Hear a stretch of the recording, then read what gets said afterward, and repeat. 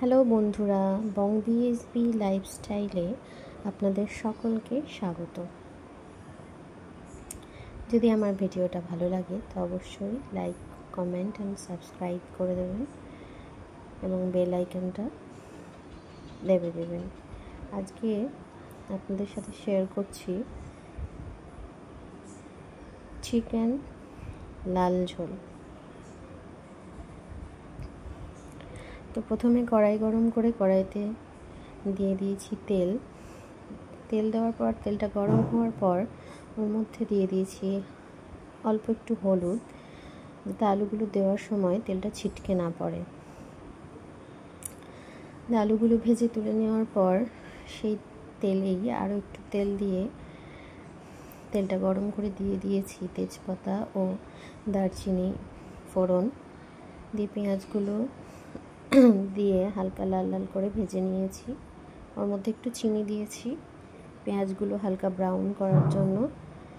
দিয়ে দিয়েছি চিকেনটা হালকা একটু ভেজে নিয়েছি। তারপর দেখো মশলাগুলো একটা পাত্রের মধ্যে নিয়েছি। প্রথমে নিয়েছি 1.5 চামচ জিরে গুঁড়ো, 1 চামচ ধনে গুঁড়ো, 1 চামচ লঙ্কার গুঁড়ো আর হলুদটাও দিয়ে একসাথে ঘোল করে নিয়েছি। আর এদিকে আগের থেকে রসুন, আদা আর লঙ্কা পেস্ট করে নিয়েছিলাম, সেটা প্রথমে দিয়ে নিয়ে একটু কষিয়ে নিয়েছি।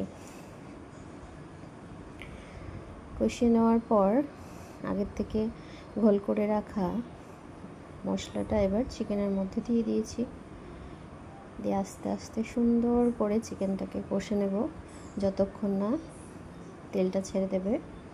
তেল ছাড়ার পর একটু চিকেন কারি মশলা মাংসের মধ্যে দিয়ে নিয়েছি। দিয়ে আস্তে আস্তে কষেছি। এবার আলুগুলো চিকেনের মধ্যে দিয়ে দেব।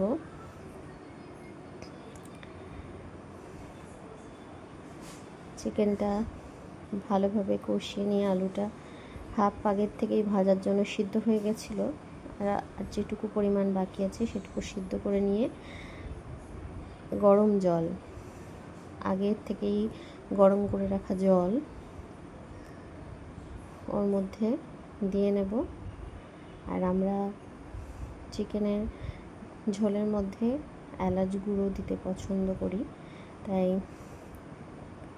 2টো এলাচ নিয়ে এলাচগুলো গুঁড়ো করে নিয়েছি। দিয়ে নামানোর আগে দিয়ে নেব। এটা অপশনাল, আপনাদের পছন্দ হলে দেবেন। ধন্যবাদ।